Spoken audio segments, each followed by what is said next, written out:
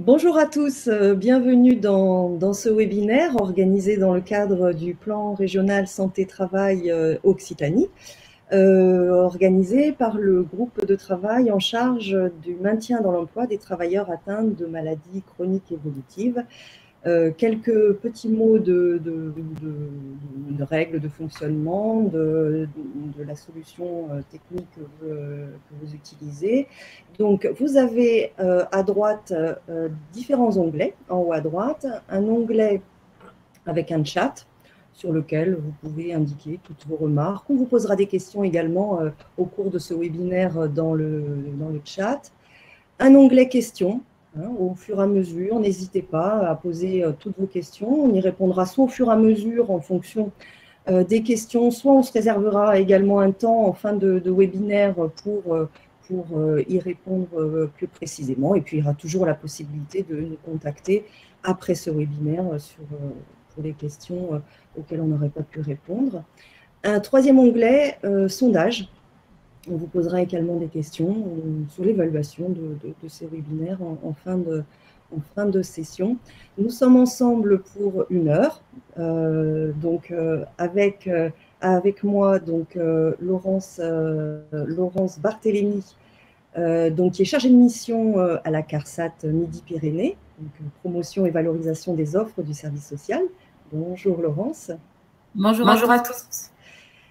Alors, Nathalie Chazal de la CARSAT LR, chargée du développement et coordination des projets sociaux, devait être avec nous ce matin. Elle s'excuse, un contretemps important, 2 dernières minutes, mais voilà, nous avons préparé toutes les trois et avec les membres du groupe du PRST ce webinaire qui a pour objectif de pouvoir vous aider à prendre en main le kit d'animation qui a été construit dans le cadre de nos travaux.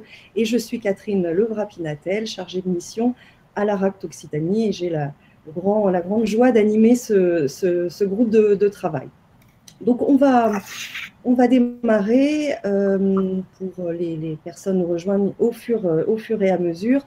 Donc les objectifs de ce webinaire, ils sont doubles. C'est à la fois de vous donner quelques notions sur les questions, enfin sur l'approche que nous avons développée au sein de nos travaux, sur le maintien dans l'emploi des personnes atteintes de maladies chroniques évolutives, une approche qui s'inscrit dans le cadre du plan régional santé-travail, donc dans une approche plutôt préventive, collective.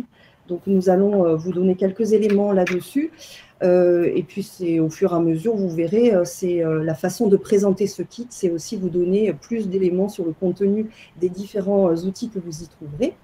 Et puis, deuxième objectif, c'est vous aider à prendre en main le kit d'animation qui a été produit par notre groupe, testé aussi, puisque nous avons déjà réalisé des ateliers de transfert l'année dernière. Et donc, on a quelques retours sur l'usage de ce kit. Nous l'avons ajusté, amélioré. Et puis, ce webinaire remplace 2 ateliers qui étaient prévus à Montpellier et Toulouse, mais dans les conditions sanitaires actuelles, nous avons préféré l'organiser sous forme de webinaire. Et puis, comme ça, il y aura une trace de cette présentation. Alors, peut-être quelques éléments un peu de contexte, parce que c'est vrai qu'aujourd'hui, les questions de maladies chroniques évolutives, c'est une question qui rentre fortement dans le monde, dans la sphère professionnelle. Et d'ailleurs, on la voit depuis plusieurs années inscrite dans différents plans nationaux, des plans publics, le plan maladie chronique évolutive qui est un petit peu ancien, mais également les différents plans cancer, le plan actuel, et puis également a priori le plan futur. Et puis le plan santé-travail. Et ça, c'est une grande nouveauté parce que c'est vrai que la question des maladies chroniques évolutives était plutôt traitée dans des plans santé publique, mais là, on le voit donc arriver dans les politiques publiques en matière de santé-travail. Donc depuis 2016 pour ce plan santé-travail actuel. Donc en Occitanie, nous avons travaillé avec les différents partenaires que vous voyez dans le petit encadré en haut à droite, c'est-à-dire la directe, donc en charge du PRITH, mais aussi le médecin inspecteur du travail, les 2 CARSAT au niveau service social et service prévention.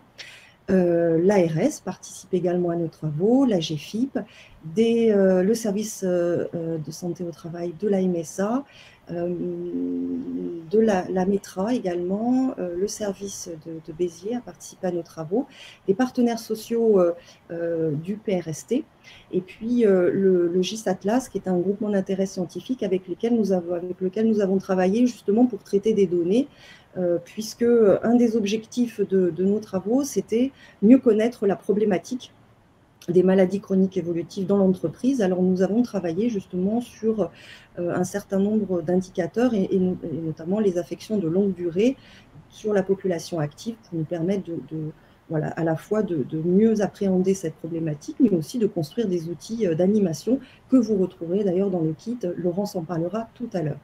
Donc voilà, dans nos travaux, nous avons essayé de voilà, développer la connaissance sur la notion de travail et de maladies chroniques évolutives. Nous avons en vue de sensibiliser à la fois les employeurs, les partenaires sociaux, les travailleurs et puis les acteurs du maintien dans l'emploi, donc réaliser cet outil que nous vous présentons aujourd'hui. Et puis, donc avec voilà, le transfert de ce kit qui, est voilà, qui nous a permis justement d'échanger sur nos pratiques entre acteurs au sein de ce groupe-là.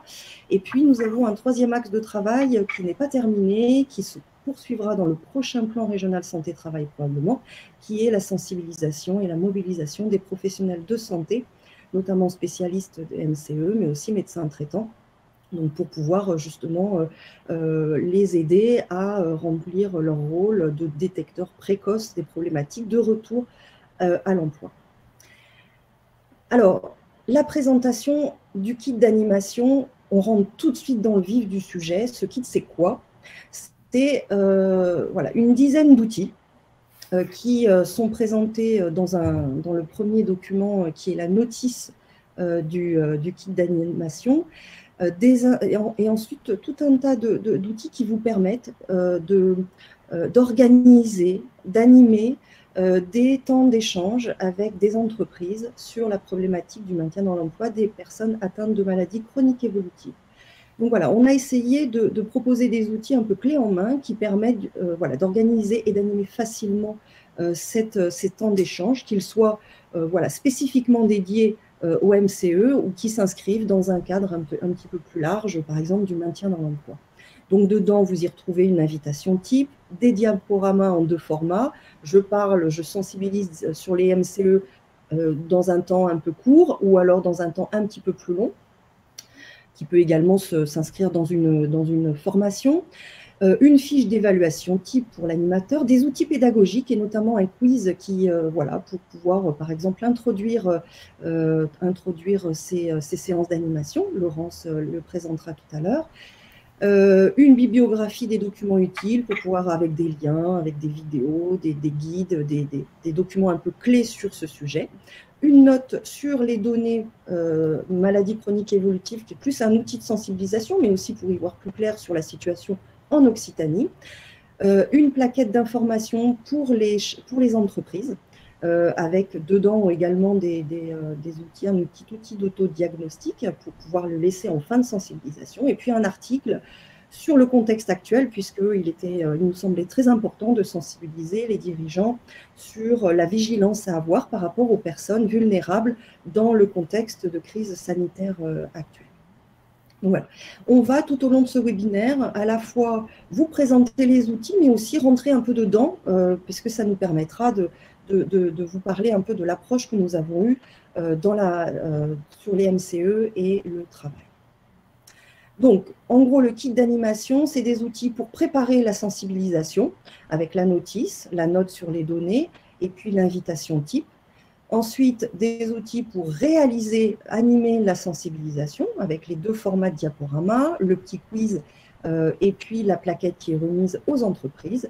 Et puis assurer le suivi de cette sensibilisation avec la fiche d'évaluation, la bibliographie sur les documents utiles et l'article également dans le contexte actuel. Le contenu du kit d'animation, donc on va vous le dérouler au fur et à mesure. Les premiers outils, donc la notice qui vous permet, voilà, qui vous donne un peu les règles de fonctionnement de ce kit d'animation et qui vous le présente en général. L'invitation type, c'est un document alors, qui est en format Word, qui peut justement être mis avec, comment dire, chaque personne qui va l'utiliser peut mettre son logo, peut voilà, modifier l'argumentaire. L'idée, c'était de vous proposer un argumentaire type pour vous faciliter en fait l'invitation des participants. Et puis, ces 2 diaporamas, alors sur lesquels on s'est appuyé pour réaliser ce webinaire, où il y a un extrait d'un certain nombre de planches qui sont sur les diaporamas, donc en 2 formats. Un format, on va dire, sensibilisation un peu courte de 15 minutes et un format plus approfondi, alors type 2 heures, on peut y passer beaucoup plus de temps avec ces différentes planches. Mais ce qui est important, c'est qu'on a voulu aussi, sur un certain nombre de planches, vous mettre des commentaires pour vous aider à présenter les propos qui sont sur les différentes planches, qui voilà, vous donnent un peu d'explication de texte sur des schémas, des cartes, des tableaux, etc., etc. Laurence, je te laisse la parole pour la suite. Oui, je te remercie, Catherine. Donc, moi, je vais vous proposer un petit focus sur cette première partie du diaporama, dont l'objectif est de répondre à cette question, MCE, de quoi parle-t-on? Mais avant d'aller plus loin, je vous propose de répondre à cette question vous-même, en un mot, qu'évoque pour vous une maladie chronique évolutive. Donc, comme elle vous l'a expliqué, Catherine, sur la droite, vous avez le chat. Et si vous le permettez, voilà, vous répondez à cette question dans le chat. Donc, je vous laisse 1 à 2 minutes pour pouvoir jouer, entre guillemets.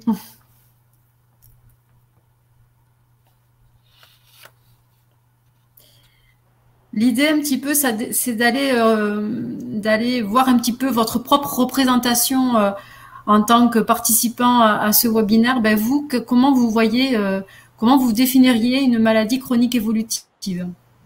Et c'est vrai que cette première question permettrait aussi, si vous organisez une sensibilisation, ça peut être une introduction pour commencer justement la sensibilisation.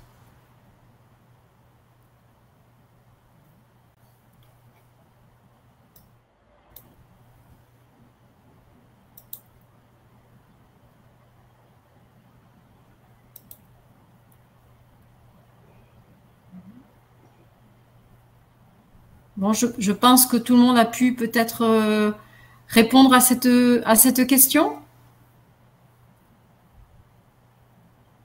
Catherine, est-ce qu'on peut voir un petit peu ce qui a été répondu ou pas du tout? Oui, tout à fait, dans la partie chat. Donc, est-ce que tu as accès à cette partie? La flèche en haut à droite te permettra d'ouvrir la fenêtre du chat. On voit les différents… Oui, c'est bon, d'accord. Oui, voilà. oui. Voilà. Donc, dans cette première partie, l'objectif, c'est d'aller interroger la représentation des participants sur ce sujet, sur les MCE. Mais tout au long de ce PPT, c'est aussi d'aller développer, de partager des connaissances sur cette thématique. Donc, donner des définitions, des éléments de contexte, des éléments chiffrés. Peut-être, Catherine, tu peux aller sur la slide suivante. Oui, alors on peut se dire là, sur les réponses des participants, c'est vrai que dans les représentations, quand on parle maladie chronique évolutive, on est plutôt sur les impacts négatifs, c'est-à-dire l'absentéisme, on voit les absences de longue durée, enfin, voilà, c'est plutôt les difficultés qu'on peut rencontrer évidemment dans le cadre de ces maladies chroniques. Et puis après, il y a des choses autour, aménagement de poste, enfin, voilà, des choses aussi qui sont de l'ordre des choses nécessaires justement pour pouvoir pallier aux difficultés, aux impacts des maladies chroniques dans le travail. Là, ce que ça montre, c'est que on a tous des représentations par rapport au vécu de la maladie, mais aussi sur ses impacts, soit sur la vie professionnelle ou soit sur la vie personnelle, ou les deux à la fois également. Donc nous, on a souhaité favoriser le participatif sur des moments différents, avec des outils d'animation ludique, mais aussi de partir sur des éléments de définition. Donc, à partir de cette première question, vous pouvez enchaîner sur la définition qui est proposée par l'Organisation mondiale de la santé. Bon, je ne vais pas rentrer dans les détails, je ne vais pas vous la lire parce que je suppose que vous la connaissez tous, toutes. Mais l'objectif, c'est de vous présenter un petit peu ce quiz que nous avons constitué. Ce quiz, c'est un outil pédagogique qui, comme la question, peut être utilisé en introduction ou à plusieurs temps dans cette première partie. L'objectif de ce quiz, c'est de déconstruire les idées reçues en matière de maladie au travail, mais aussi de dédramatiser sur le sujet et de sensibiliser sur le sujet de façon ludique. Le principe de ce quiz, c'est que tout le monde a le droit de s'exprimer sur le sujet et ça permet aux participants d'apporter, de témoigner aussi, de s'exprimer sur leurs opinions. L'idée, c'est de dénoncer des affirmations et que chacun puisse dire s'il est d'accord ou pas sur ces affirmations. Donc, je vais vous donner un exemple sur ces affirmations. Ça peut être, par exemple, voilà, un salarié atteint d'une maladie chronique, ça se voit. Chacun se positionne. Oui, ça se voit. Non, ça se voit pas. Une autre question, les addictions sont des maladies chroniques. Un salarié atteint de maladie chronique est fatigué. Voilà. Donc, on a constitué une dizaine de questions autour de cette thématique. L'idée, c'est que selon les représentations de chacun, les réponses peuvent être différentes et qu'il est nécessaire de partager ensemble des points de repère pour savoir de quoi on parle. C'est pour ça que dans cette première partie, on propose des éléments de connaissance. Alors, une collègue de Nouvelle-Aquitaine qui a aussi élaboré, à l'origine un peu de ce quiz, propose une façon de l'animer. C'est-à-dire qu'on peut proposer aux participants de se mettre en ligne et puis poser la question. Et ceux qui sont d'accord, ils vont sur la droite. Ceux qui sont d'accord, ceux qui ne sont pas d'accord vont sur la gauche. Et puis, ça permet de discuter. Chacun, il n'y a pas de fausse réponse, mais disons que chacun explique pourquoi il s'est mis à droite ou à gauche.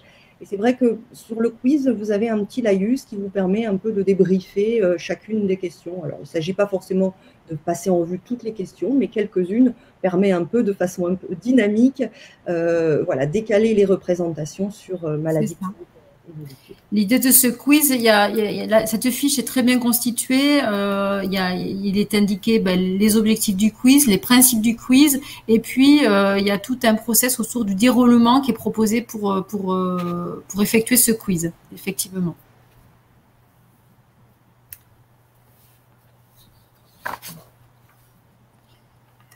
Ensuite, on a constitué une fiche sur des données chiffrées. On s'est basé, il nous pensait intéressant de communiquer sur des données nationales, mais aussi sur des données régionales. Et c'était important de caractériser un petit peu cette problématique. Donc, c'est pour ça qu'on a alimenté ce PPT sur ces données nationales. Voilà, Catherine, je ne sais pas si tu veux peut-être... Ce qu'on peut se dire, c'est que ça pose quand même les enjeux. Hein. Près de 15% de la population active qui est concernée par une maladie chronique évolutive. Donc, voilà. Et on peut, quand on va voir dans les entreprises, ce chiffre est parfois beaucoup plus important. Quand on regarde un peu les données connues, on va dire, dans les entreprises.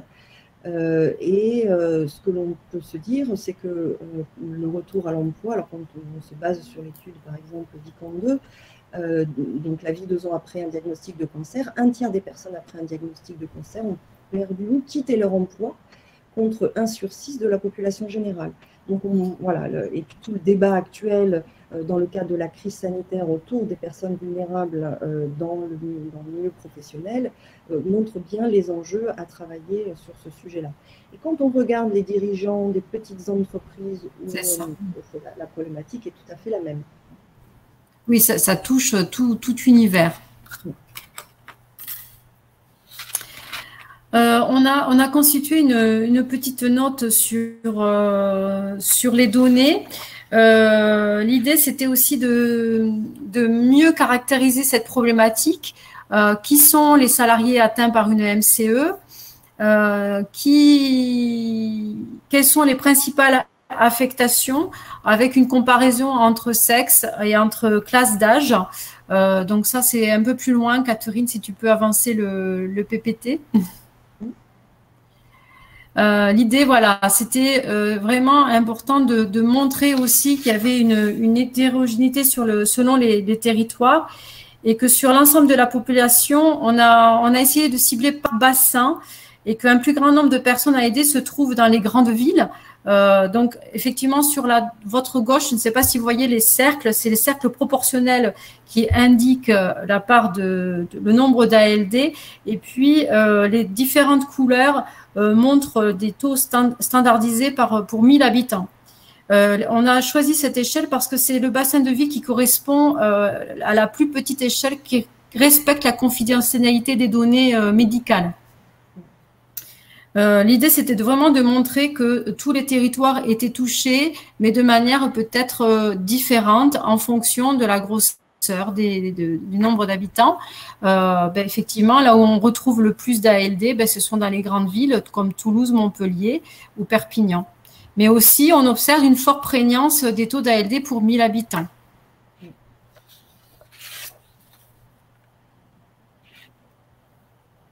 Donc là aussi, c'était important de voir un petit peu qu'il y a une surreprésentation de la classe d'âge de 50-64 ans, pour que ce soit autant pour les hommes et pour les femmes, et une multiplication par droit de l'ALD des cancers des femmes entre 35 et 49 ans. Donc c'était important de voir comment les ALD se répartissaient, que ce soit au niveau de l'âge, mais aussi du sexe. Mais aussi de voir par rapport aux pathologies, aux MCE les plus représentées. Alors, donc, à chaque fois, le souhait du groupe, c'était vraiment de vous donner un maximum de données pour mieux caractériser les MCE et pour pouvoir informer les participants aussi des impacts. Ce qui est intéressant de voir, c'est, alors évidemment, les MCE concernent plus en nombre les populations les plus âgées, mais ça ne se joue pas de la même façon selon les maladies. Hein, quand on est sur, enfin voilà, vous avez ici les ALD les plus fortes, alors en Occitanie, mais également bien sûr au niveau national, mais selon les hommes et les femmes, selon les tranches d'âge, ça ne se joue pas de la même façon. Et donc c'est aussi une façon de se dire que c'est un sujet qui concerne tout le monde, et qui se développe, et donc d'où l'enjeu pour les chefs d'entreprise à aller sur ce sujet-là et réfléchir à comment agir en amont des situations qui peuvent se poser, puisqu'il s'agit bien d'être dans une démarche plutôt de prévention. Donc je laisse la parole à Catherine qui va vous présenter la deuxième partie de ce diaporama sur les enjeux à agir sur le maintien dans l'emploi des salariés atteints de MCE. Alors, on commence par un mot si vous le souhaitez. Voilà, si je vous dis les conséquences des MCE sur l'activité professionnelle, en un mot, qu'est-ce que vous me répondez? Donc, je vous propose d'aller sur le chat et voilà, de nous dire en un mot. Absentéisme, par exemple, oui.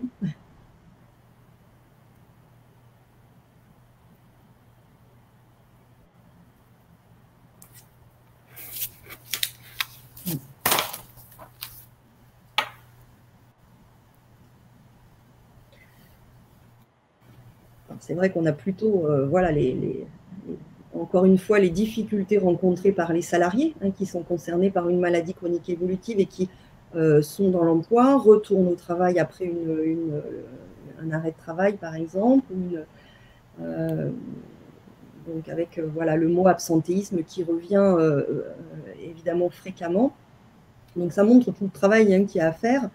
Et ça renvoie à des situations personnelles qui sont extrêmement difficiles.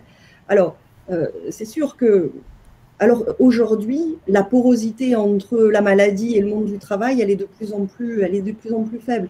C'est-à-dire qu'avec les progrès médicaux, avec aussi la nécessité de travailler plus longtemps, il est évident que de plus en plus, la question du maintien dans l'emploi de personnes qui ont des maladies chronique évolutive se pose aux entreprises, hein, puisque voilà, c'est parfois des successions d'arrêts, parfois de la fatigue, parfois etc.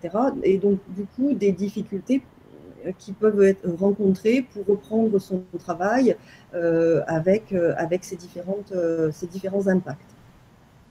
Néanmoins, on s'aperçoit que voilà, hier, avec tel type de maladie, on était arrêté pendant une très longue durée. Aujourd'hui, ça ne se joue pas de la même façon du fait de la frontière la plus ténue entre parcours de soins et parcours professionnel.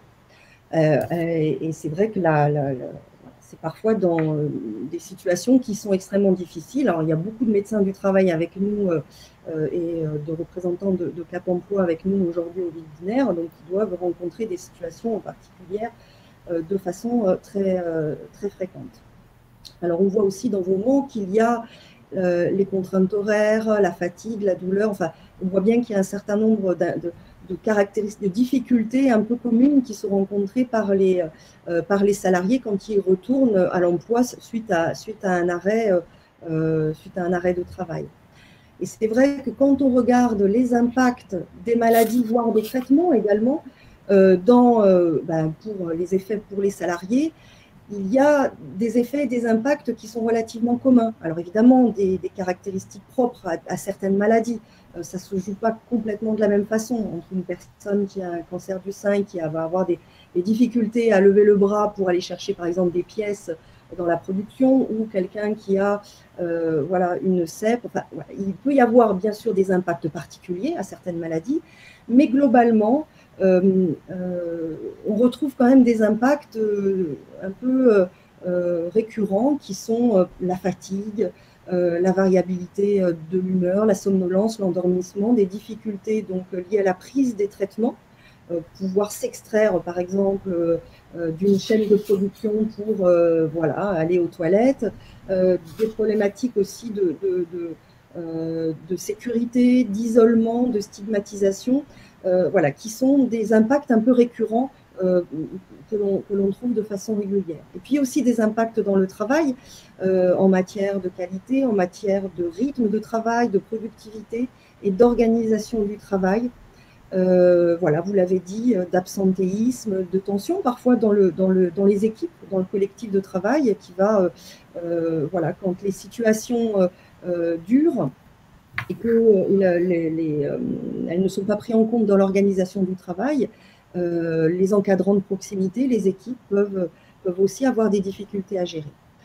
Donc, la question en fait de l'organisation du travail et de la souplesse qui lui permet justement de prendre en compte ces effets dans le travail est quelque chose d'extrêmement important.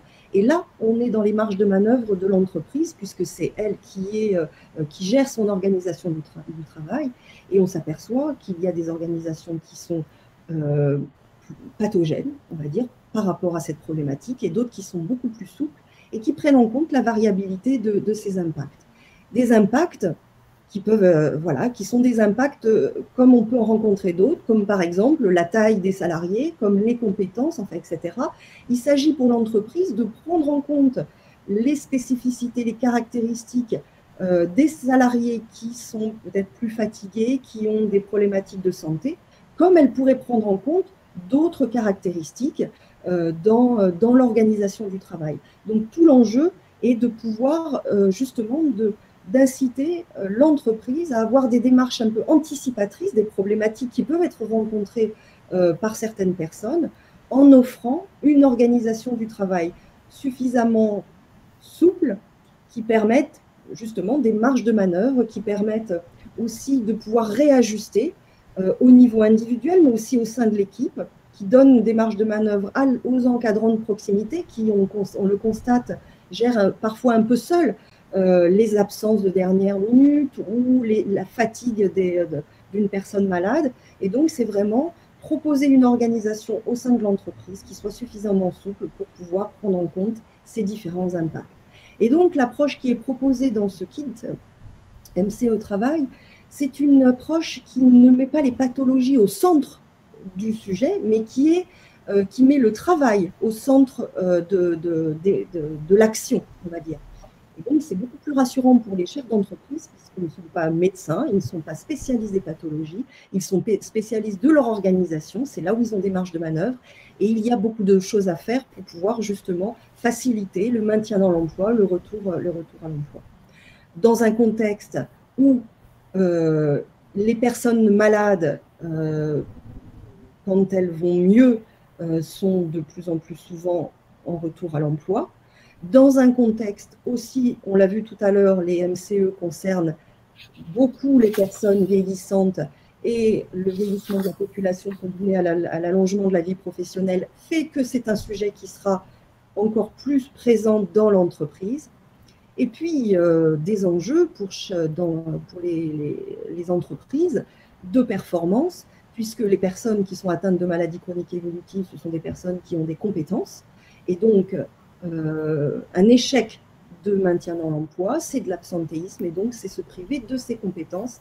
Et donc, il y a vraiment un enjeu à la fois social, qui est de prendre en compte, de garder ses savoir-faire et ses compétences, donc de réduire l'absentéisme, de performance économique, en favorisant la qualité du travail, le fonctionnement des collectifs de travail, de réduire les coûts aussi liés éventuellement à l'absentéisme, mais aussi à des procédures éventuelles de licenciement pour inaptitude. C'est un vrai sujet. Et puis, pour le chef d'entreprise, c'est un enjeu aussi de responsabilité juridique en matière de prévention de l'inaptitude et de prévention tout court, de prévention des risques professionnels, d'amélioration des conditions de travail, et tout ça, on est dans le même sujet. Alors, comment agir sur ce sujet-là? Le groupe du PRST a élaboré, on va dire, une démarche qui est en fait la rencontre de toutes nos différentes approches, entre les CARSAT, les médecins du travail, enfin voilà, toutes les personnes participant au groupe. Nous avons élaboré une démarche qui on va dire commune, et qui est retranscrite dans cette plaquette d'information qui voilà, vous permet d'avoir un document que vous laissez aux entreprises lors de ces séances de sensibilisation, qui repose les enjeux, qui repose la démarche, qui repose aussi les acteurs mobilisables. Laurence va en parler juste après. Et qui voilà, permet aussi, à travers un petit outil d'autodiagnostic, de se situer, de savoir où en est l'entreprise. Voilà, est-ce qu'elle a déjà des gros clignotants rouges sur ce sujet-là, en matière d'absentéisme, d'inaptitude, de licenciement pour inaptitude, etc. Est-ce qu'elle a déjà des indicateurs qui sont plutôt orange, c'est-à-dire des difficultés dans le traitement de situations individuelles, mais aussi des difficultés dans l'organisation du travail?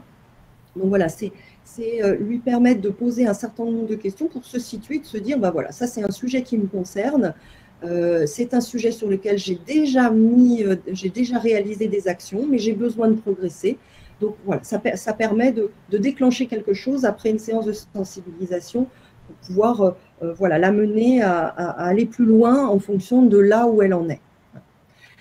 Donc, en termes de démarche, c'est quelque chose de relativement simple qui est proposé, une démarche en 4 étapes, un peu classique, c'est-à-dire une première étape de structuration de la démarche, pour lancer la démarche, c'est-à-dire en gros de savoir comment on va travailler sur le sujet, mais de façon adaptée. Évidemment, quand on est dans une PME de 50 salariés, une entreprise de 2000, on ne va pas structurer la démarche de la même façon. Quand on est dans une toute petite entreprise de 5 salariés, ça ne va pas non plus être la même chose. Donc, c'est de se poser un certain nombre de questions sur comment on va travailler. Et ça, c'est très important comme étape. La deuxième étape, on ne part pas de zéro, donc on va aussi analyser les indicateurs un peu d'alerte que l'on a, analyser un certain nombre de données sur la santé au travail, et puis aussi repérer les situations de travail qui posent problème et qui peuvent justement, sur lesquelles on peut développer un peu des marges de manœuvre, apporter un peu de souplesse au niveau de l'organisation. Donc voilà, avoir une étape un peu d'état des lieux. pour pouvoir définir les actions les plus adaptées, mais des actions très opérationnelles qui permettent à la fois d'anticiper les situations d'exclusion, mais pouvoir aussi traiter les situations existantes. Et puis une quatrième étape qui est de rester mobilisé sur le sujet. Il ne s'agit pas de parler maintien dans l'emploi uniquement le mardi de 5 à 6, mais voilà, d'interroger un peu de plus globalement l'organisation de l'entreprise pour vraiment essayer d'être dans une démarche plutôt de prévention, d'anticipation des problématiques qui peuvent se rencontrer individuellement. Voilà. Donc on voit bien que la démarche qui est proposée ici, c'est une démarche qui ne va pas servir uniquement aux personnes qui sont atteintes de maladies chroniques évolutives, mais à tout le monde, à tous les salariés, pour plusieurs raisons. C'est que d'une part, quand on parle souplesse de l'organisation, bah, c'est aussi souplesse du collectif de travail, et donc c'est utile aussi pour les personnes concernées. Et parce que l'entreprise ne connaît pas forcément toutes les personnes, pour des questions, vous le comprendrez bien, de confidentialité, du respect du secret médical, elles ne sont pas forcément au courant de toutes les personnes qui ont des pathologies. Et donc, c'est vraiment l'idée de pouvoir améliorer les conditions de travail pour tous, et plus particulièrement les personnes atteintes de maladies chroniques évolutives. Alors, pour chaque étape, on vous a proposé des idées pour l'action, parce que c'est voilà, pour illustrer à partir voilà, d'expériences d'entreprise comment ça peut se jouer, cette étape par exemple du plan d'action, mettre en place des actions opérationnelles. Eh bien, il y a un certain nombre d'actions qui ont été réalisées par des entreprises et qu'on vous propose ici. Et ça donne des idées concrètes pour les entreprises, ça démystifie un peu ce type de démarche qui, pour un chef d'entreprise, s'il n'a pas été directement concerné par le sujet, peut se dire on n'est pas dans la sphère de ma responsabilité. Et donc là, on illustre concrètement comment ça peut se jouer, chacune des étapes, à travers des idées opérationnelles. Alors, c'est vrai que si on revient sur les conditions de réussite, c'est vrai qu'il y a un certain nombre de conditions de réussite à réunir, c'est-à-dire que, selon nous, en tout cas, dans l'approche qui est proposée dans ce kit d'animation, c'est déjà une démarche qui doit s'inscrire dans un projet d'entreprise. Et donc, du coup, avec l'engagement de la direction, pour laisser les marges de manœuvre au déroulement du projet, pour aussi prendre le temps pour travailler là-dessus.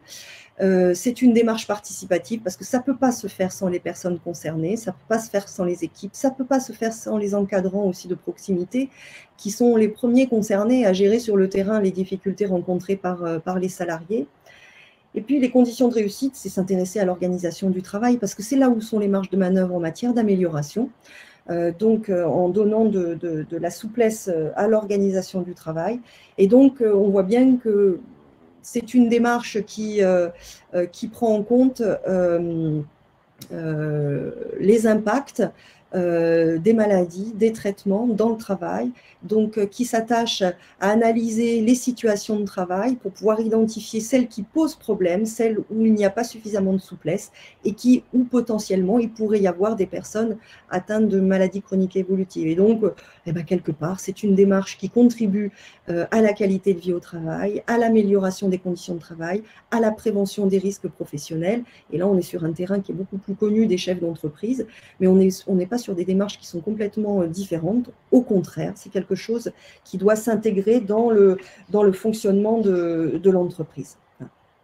Donc voilà un petit peu sur les conditions de réussite. Vous trouverez bien d'autres éléments dans les slides et notamment dans les pages de commentaires où on détaille beaucoup plus précisément ces différentes conditions de réussite. Voilà.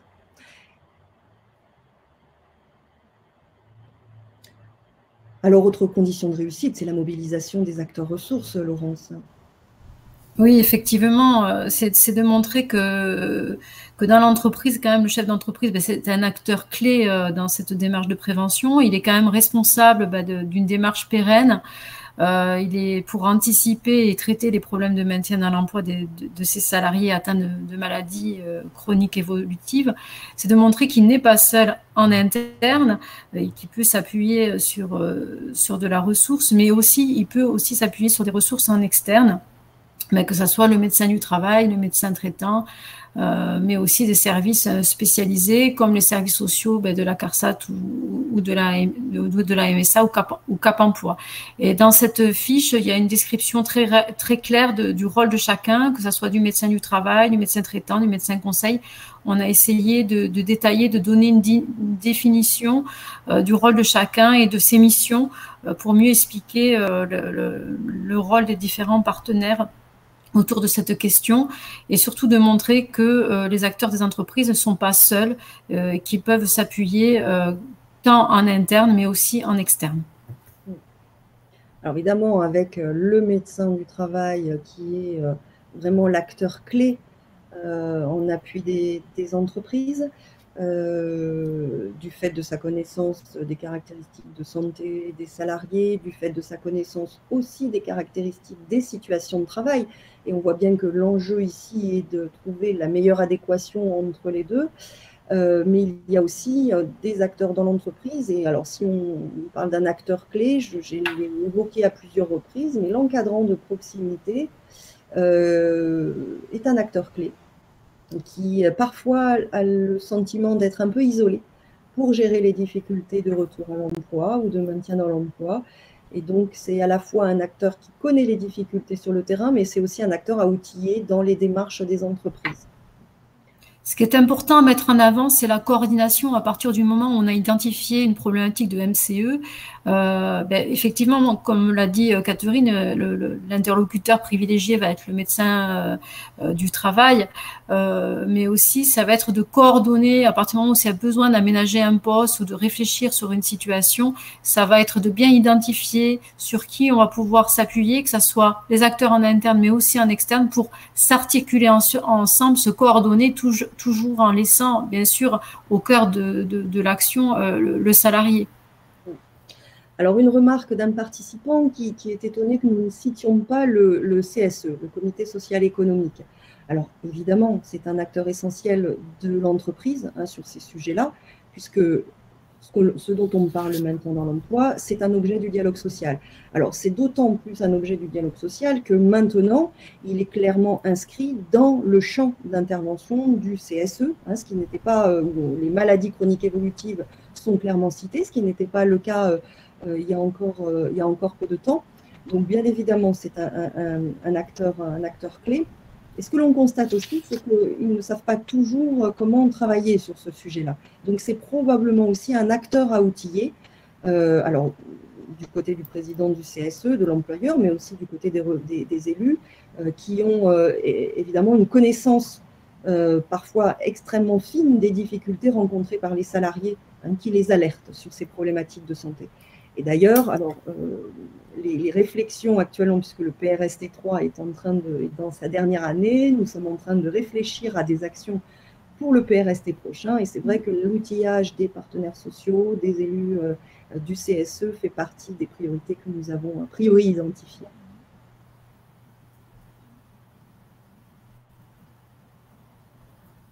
Sur les outils. Sur cette slide-là, c'est de montrer qu'il existe plusieurs outils à disposition pour maintenir les salariés en emploi, qu'ils soient en emploi ou en arrêt de travail. Là, on fait référence à la recommandation HAS sur le maintien en emploi. Donc, de bien distinguer qu'il y a du droit commun, il y a des outils aussi propres à l'assurance maladie, mais aussi des outils propres à la MDPH. Voilà, je ne vais pas rentrer plus dans le détail parce que il faudrait un peu plus de temps pour définir, mais je pense que vous les connaissez déjà.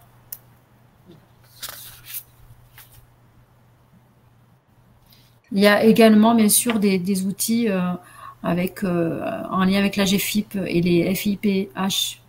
FP, pardon. L'idée, c'est de montrer que on peut accompagner le maintien dans l'emploi à travers plusieurs dispositifs, mais pour accompagner, il faut bien les connaître. Et pour être chargé de mission au niveau de la CARSAT, on se rend compte qu'il y a des outils propres à l'assurance maladie qui sont encore très peu connus, comme par exemple l'essai encadré ou le CRPE, qui peuvent être mobilisés pendant un arrêt de travail.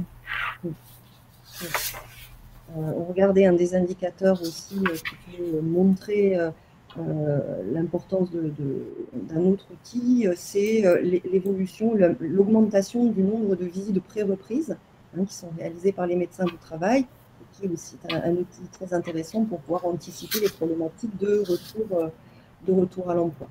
Alors, toutes ces aides, évidemment, dans le contexte actuel, elles ont été aussi un peu enrichies. Je pense par exemple aux aides de la GFIP. Alors, ces éléments-là, vous les retrouverez, il y a des liens dans l'article que nous avons rajouté sur, voilà, par rapport au contexte de la crise sanitaire actuelle. Donc, il y a toutes les ressources qui ont été voilà, mobilisées dans le contexte actuel et qui sont citées dans cet article. Alors, pour finir sur les derniers outils du kit d'animation, donc, une fiche d'évaluation pour l'animateur. C'est un type d'outil qui peut être utile. Donc, du coup, on vous propose quelque chose, encore une fois, à s'approprier, à modifier. Enfin, c'est plus à considérer comme des documents martyrs. Encore une fois, c'est du Word.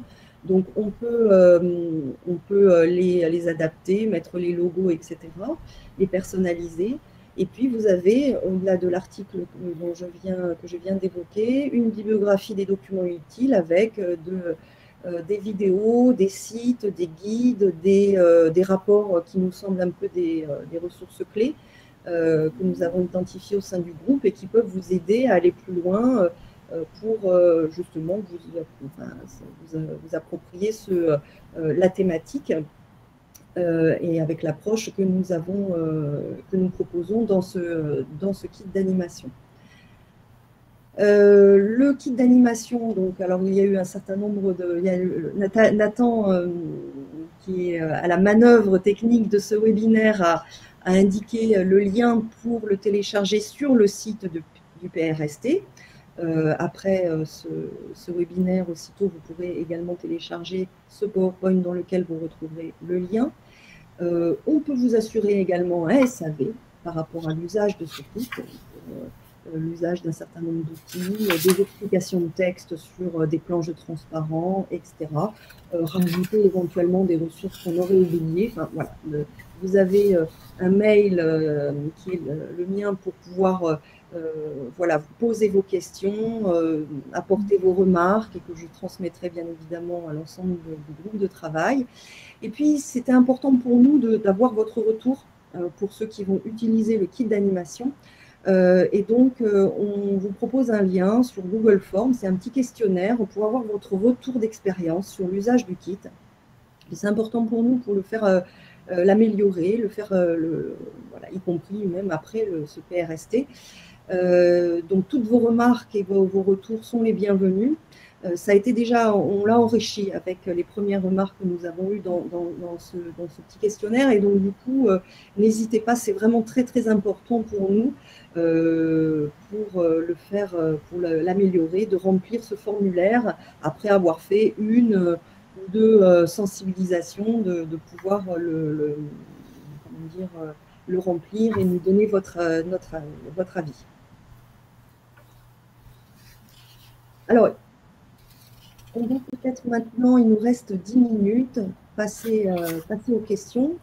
Il y a plusieurs remarques. Je voudrais revenir sur la question du CSE, puisqu'il y avait une remarque tout à fait juste d'un participant qui disait voilà, les acteurs du CSE, évidemment, ont toute confidentialité. C'est-à-dire que ce n'est pas eux qui vont discuter des situations individuelles, ça se passe ailleurs. Hein. Parce qu'évidemment, il y a des questions de secrets médicaux qui se jouent ici. Laurent, si tu veux compléter par rapport à ça? Non. Je rebondis sur notre question sur les acteurs. Effectivement, un autre acteur clé, on ne l'a pas nommé, mais effectivement, c'est le psychologue du travail hein, qui fait souvent partie d'un service de santé au travail qui peut accompagner effectivement le salarié pour accepter son vécu vis-à-vis de la maladie, mais aussi de l'impact que ça peut avoir sur son poste de travail ou son environnement. Alors, c'est vrai que dans les services de santé au travail, il y a les équipes pluridisciplinaires avec de nombreuses compétences et aux côtés du médecin du travail. Et il peut y avoir aussi un ergonome qui va travailler sur l'aménagement d'un poste. Alors, il y a les cellules de plus en plus de cellules de maintien dans l'emploi hein, au sein des services de santé au travail et qui sont dédiées à ce sujet-là et qui traitent de nombreuses situations, y compris dans le temps. Puisque la notion d'évolutive est très complexe aussi à appréhender pour les entreprises. Et donc, d'où l'intérêt aussi d'avoir une démarche collective et préventive autour de ce sujet-là. Mais c'est vrai que ces cellules de maintien dans l'emploi combinent plusieurs compétences, mobilisent parfois aussi les services au niveau de la CARSAT, et donc Oui. et donc du coup, c'est vrai que ce sont des acteurs absolument clés pour pouvoir traiter des situations et voir éventuellement de plusieurs situations individuelles qui se posent dans une entreprise basculer dans une approche plus collective. On a eu des exemples qui ont été présentés par l'AGFIP lors de nos derniers travaux. Et c'est vrai que c'est tout à fait intéressant aussi de se poser la question, au-delà du traitement de situations individuelles, remonter sur une approche collective qui va permettre aussi d'être plutôt dans le jeu de la prévention que dans la réparation, enfin, en tout cas d'intervenir après coup. Alors, est-ce que si vous avez des questions, n'hésitez pas à aller dans l'onglet questions. Qui voilà, à la fois des questions ou sur le kit, son contenu, sur aussi la problématique en tant que telle. Est-ce qu'il y a éventuellement des questions? Je lis en même temps les remarques alors, il y a d'autres acteurs encore qui sont cités. L'infirmière d'entreprise, les assistants du service social dans l'entreprise ou à l'extérieur, on les a cités. On voit bien qu'il y a énormément de ressources, mais qui, quelque part, parfois, le chef d'entreprise a des difficultés à se repérer justement dans toutes les ressources qu'ils peuvent mobiliser. Et c'est vrai que dans le kit d'animation, on a voulu être précis là-dessus et renvoyer sur des documents, par exemple la recommandation HAS que tu évoquais tout à l'heure, Laurence, et qui énumère tous les acteurs qui peuvent être mobilisés, qui sont ressources pour les chefs d'entreprise. Et voilà, parfois, il y a aussi des données qui sont connues à l'intérieur de l'entreprise, des difficultés connues à l'intérieur de l'entreprise et qui ne remontent pas justement aux personnes qui s'occupent de ces sujets-là, d'où l'intérêt de mettre en place une démarche voilà, de conduite de projet. Alors, une question… C'est sûr que Oui, pardon, Laurence, excuse-moi. La difficulté, effectivement, c'est au chef d'entreprise ou tout acteur dans l'entreprise, c'est d'avoir une bonne coordination et de bien comprendre les missions de chaque acteur, qu'il soit en intra ou à l'extérieur. Je rebondis sur ma collègue Paul Delotte. Effectivement, il y a les services sociaux en entreprise qui ont aussi un rôle important puisqu'ils ont aussi la connaissance des salariés qui sont en arrêt de travail et qui sont là aussi pour informer et accompagner ces salariés pendant leur arrêt et à les guider vers les bons partenaires. Alors, je rebondis sur une question. Est-ce qu'il existe une liste des MCE? Effectivement, dans le guide, vous verrez, on a répertorié une liste de MCE. Donc, il y a une liste. On s'est basé sur des MCE les plus prégnantes avec une ALD. Donc, on détaille l'ensemble de ces MCE. Alors voilà, et puis ça renvoie aussi aux listes qui ont été utilisées dans le cadre du contexte actuel par rapport aux personnes vulnérables. Mais c'est vrai qu'on s'est appuyé tant sur les données que sur la définition des MCE, quelque part sur les ALD, les affections de longue durée. Voilà, c'est vrai que c'est toujours un peu compliqué de dire quelle définition on parle, parce que voilà, il y a différentes définitions selon les sources.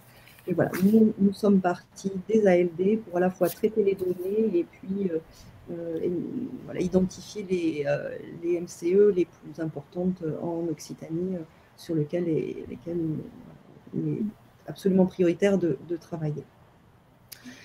Une remarque d'un participant sur le rôle incontournable du référent handicap.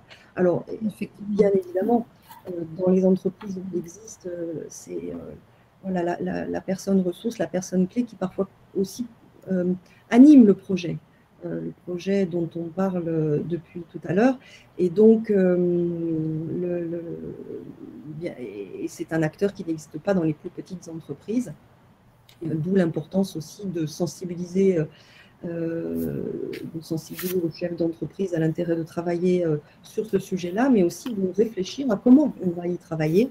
Et évidemment, ça ne se joue pas de la même façon en fonction de la taille de l'entreprise, de son organisation, des ressources qu'elle a en interne, des ressources qu'elle mobilise habituellement en externe.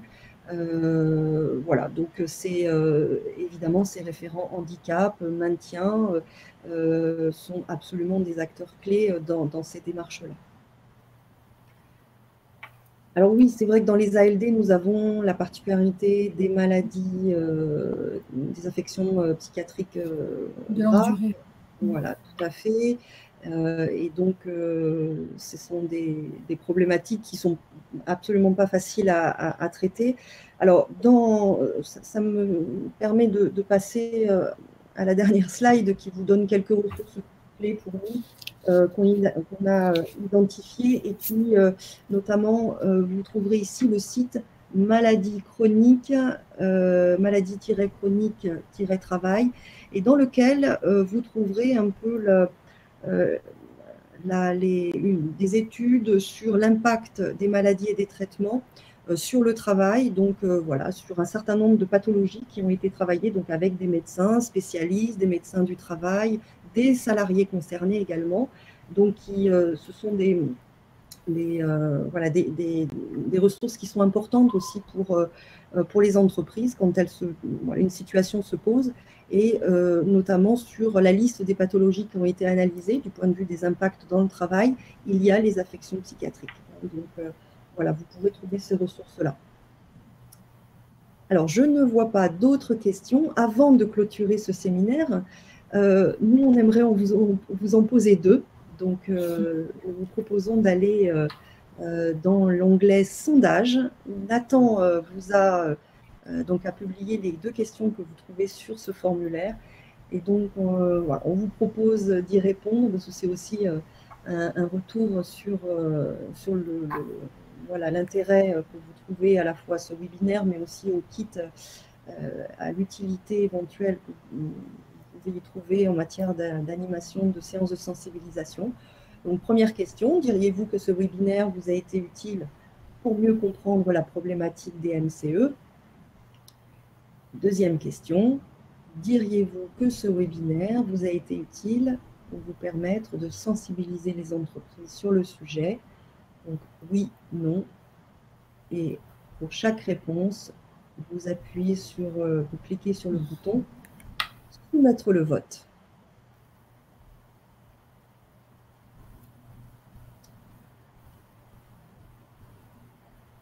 Alors, peut-être en conclusion, Laurence, est-ce que tu as voilà, un mot, deux mots pour conclure ce webinaire?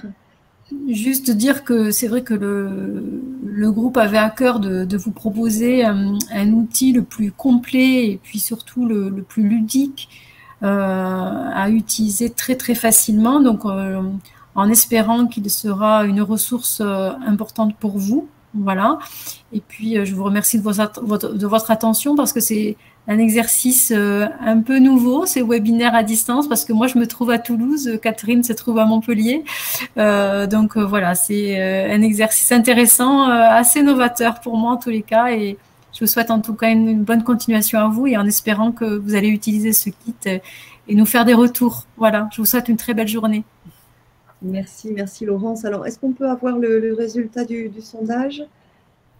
Je ne sais pas si Nathan va nous le donner. Bon, on n'a pas le résultat du sondage. Bah, écoutez, on va donc vous souhaiter une très bonne journée, vous remercier en effet aussi pour votre attention. Le replay sera disponible dès la fin de ce webinaire. Voilà. Et si vous avez d'autres questions, vous avez des coordonnées pour pouvoir vous les poser. Je les transmettrai auprès du groupe de travail. Et puis surtout, n'hésitez pas à nous donner votre retour sur l'usage de ce kit d'animation. C'est très très important pour nous, pour le faire progresser, l'améliorer, l'enrichir au fur et à mesure. Voilà. Donc Nathan, le résultat du sondage, je crois qu'on ne l'aura pas en temps réel.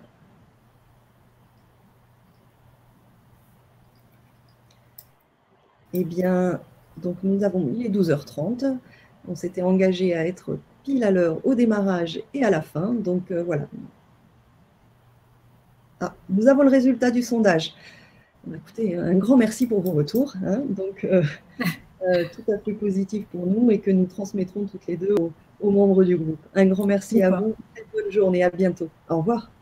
Au revoir.